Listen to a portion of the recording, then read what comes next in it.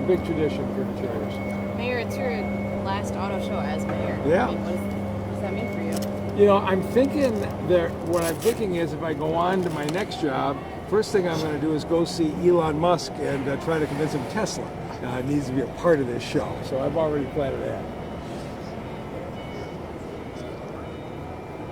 Anything else? What'd you think of all the things you've been on, displays, whatever, seen so far? It's great. You know, I remember, being at this show in 2010, 2011. If you guys pull up the video, there were a lot of sour faces, a lot of fear about the future of the auto industry. And, we had GM and Chrysler in bankruptcy, and we were thinking we might only have one company survive. And to see the cars of the future, and of course really the trucks of the future, being built here in Detroit, designed here in Detroit, it's very exciting. This is an optimistic time, and we got great leadership. I think the change at Stellantis is going to help as well. And that, of course, we got 7,000 to 8,000 folks working over in those two auto plants on the east side, the Jeep plants. And so Stellantis' future and Jeep's future is critical to us, and I'm excited about what they're starting to do.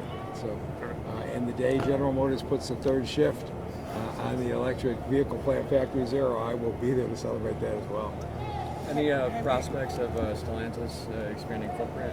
So we're gonna talk. We're gonna have a chance to meet the new CEO.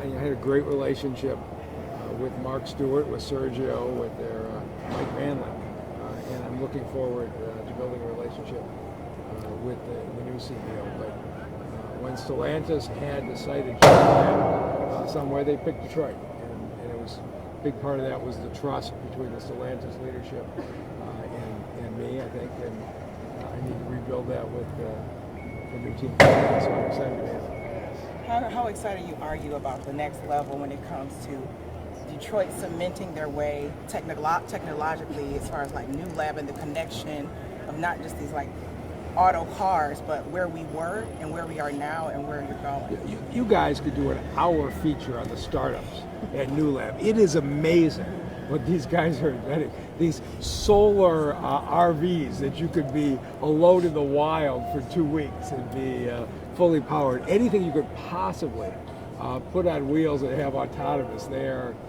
inventing there.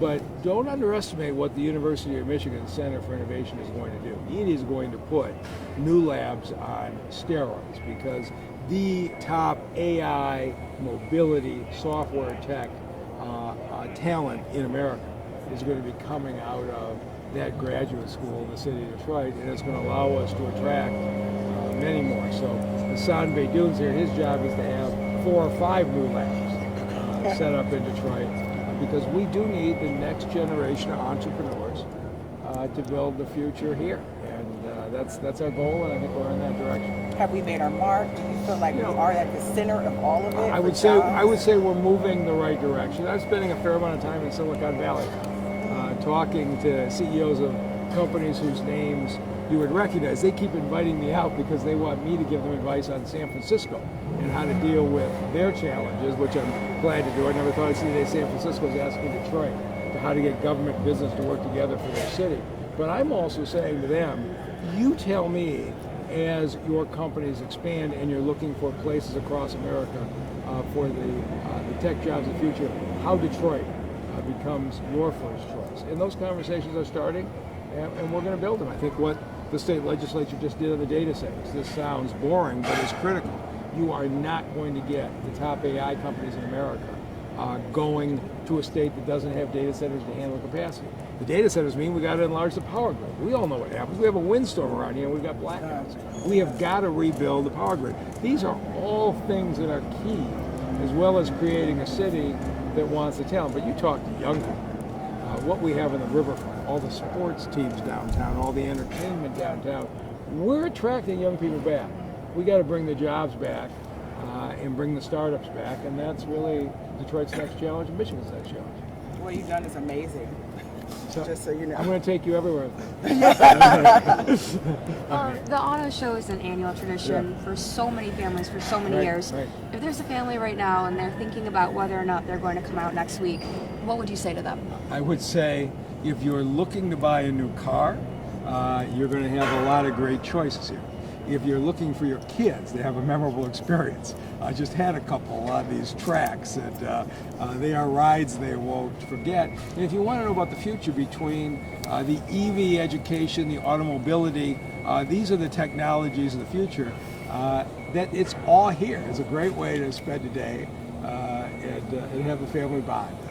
And by the way, we got a whole bunch of restaurants around here that you need to try out. I can't even keep track of all the new restaurants opening up downtown. So, a couple of you probably hit all the bars, but it's a good time to visit Detroit. Will you tell us what your favorite car was you saw today? I won't tell anyone, I promise. We will. The Escalade IQ is pretty spectacular. I hope it really takes off. Be good for Detroit. Are you gonna get behind the wheel any of these?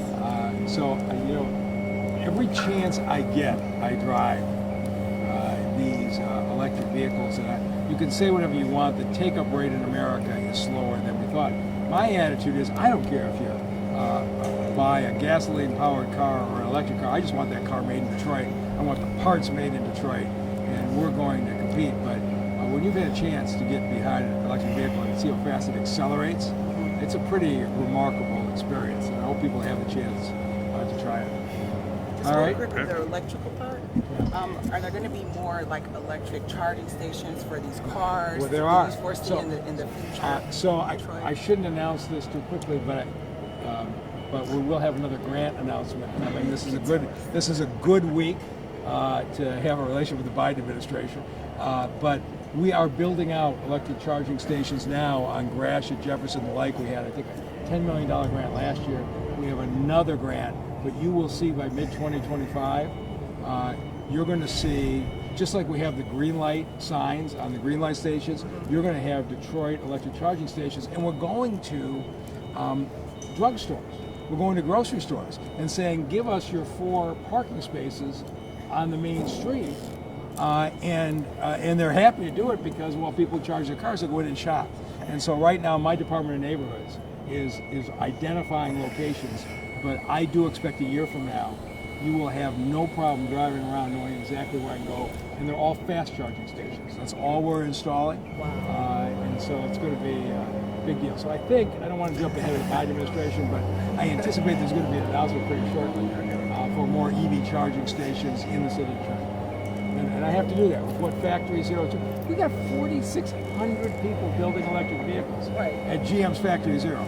I need to support what they're doing by lowering the threshold anxiety about where am I going to charge, and that's what I'm going to do next.